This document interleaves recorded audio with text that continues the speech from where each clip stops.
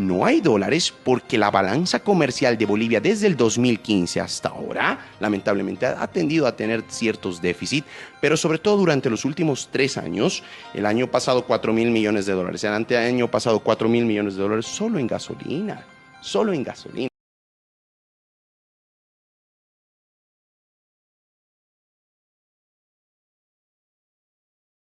De acuerdo al ministro de Economía, en alguna declaración que hizo, él daba una cifra de que existían 10.000 millones de dólares en el banco. Es posible, en algún momento en Argentina, que obviamente es una economía mucho más grande que la nuestra, se hablaba de cifras cuasi oficiales de 15.000 millones de dólares justamente resguardados.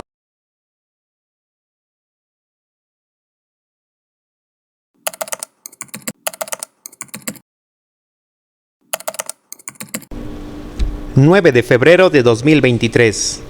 El Banco Central de Bolivia anuncia un tipo de cambio diferenciado de 6,95 bolivianos por dólar para los exportadores, es decir, un incremento de 0,09 centavos por dólar al tipo de cambio oficial. 13 de marzo de 2023. Decenas de miles de ahorristas del Banco Fácil, uno de los bancos más grandes de Bolivia, se ven imposibilitados de retirar sus ahorros a voluntad. Y después de varios días, el 26 de abril de ese mismo año, la ASFI interviene al Banco Fácil por falta de liquidez y deja a la institución prácticamente en quiebra al cerrar todas sus sucursales.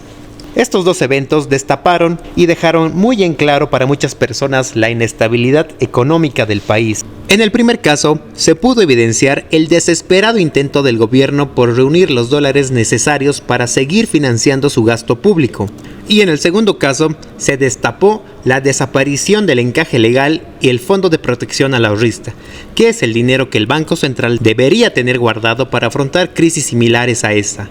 De igual manera, se comenzó a hablar mucho más de las reservas internacionales netas, que entre paréntesis, pasamos de tener el año 2014 unas reservas internacionales de más de 13.000 millones de dólares a solo 140 el año 2024, es decir, una pérdida del 99% del valor en una década.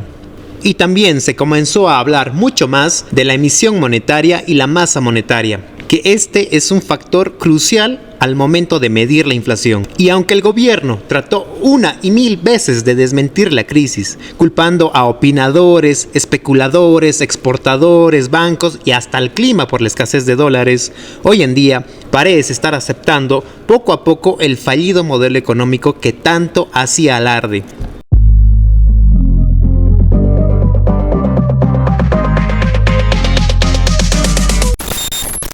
La crisis que vive el país no es una crisis de estabilización económica, es una crisis estructural, es decir, que nace en el presupuesto general del Estado. Este genera mucho más gasto que ingreso y toda esa diferencia se cubre con deuda, es decir, un déficit fiscal. ¿Y qué pasa cuando se destruye el ahorro de un país, de una empresa o de una familia? No hay dinero para invertir y consecuentemente se destruye la riqueza. El presupuesto general del Estado es donde aparecen todos los gastos e ingresos de un país.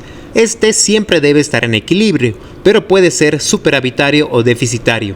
En las tarjetas te dejo un video donde hablo del presupuesto general del Estado 2023 si te interesa aprender un poco más al respecto. Y el flujo financiero de Bolivia lleva en negativo por más de 10 años consecutivos, acumulando un déficit fiscal agregado de 30.000 millones de dólares en una década. Además, el PGE siempre tiene 6 cuentas principales, 3 en el lado de los ingresos y 3 en el lado de los egresos. Veámoslo con más detalle en el siguiente gráfico. Primero, tenemos el lado de los ingresos con las siguientes 3 cuentas. Los ingresos corrientes, que son los ingresos recurrentes de un país, los ingresos de capital, que se dan por la venta de activos o alguna donación, y las fuentes de financiamiento. Estas son las fuentes a las que un gobierno debe acudir para pedir nuevos préstamos y así seguir financiando el gasto público. Y del lado de los egresos tenemos también 3 cuentas. El gasto corriente, que son los gastos operativos o administrativos de las entidades públicas para su normal funcionamiento. Los gastos de capital, Estos son los gastos en activos productivos de las empresas públicas o algún proyecto de inversión para las comunidades. Y finalmente, en el lado de los gastos tenemos el uso de fondos. Esta partida refiere básicamente al pago de capital de la deuda pública, ya sea interna o externa. Estas son las 6 principales partidas de cualquier PGE. Y en Bolivia, el año 2023, el presupuesto general arrojaba los siguientes datos.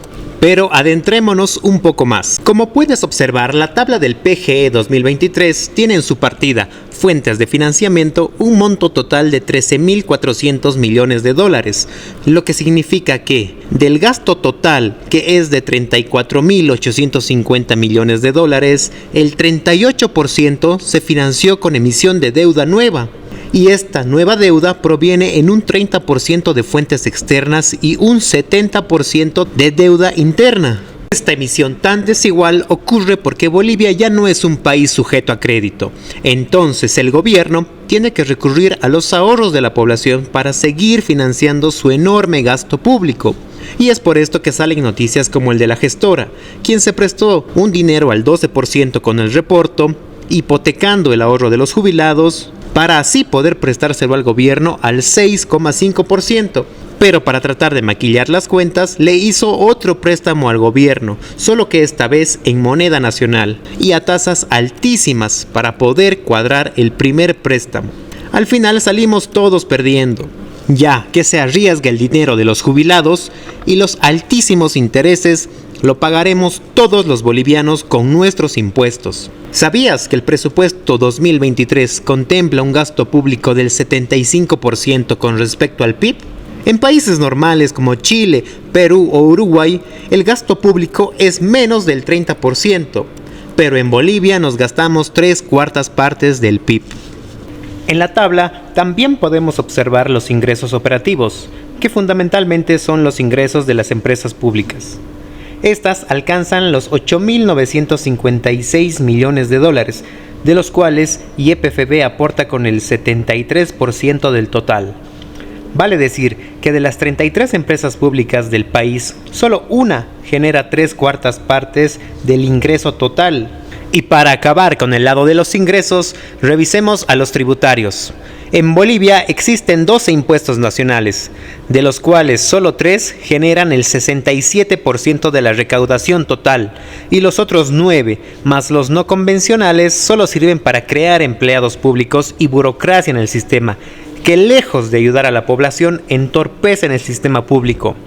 Harían más bien si se quedaran en casa a solo esperar los sueldos.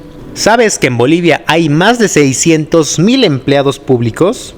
Y que cada día estos empleados públicos le cuestan al Estado, entre sueldos, beneficios y aportes sociales, unos 25 millones de dólares, mientras que el total de la subvención a los hidrocarburos apenas llega a 5 millones de dólares por día.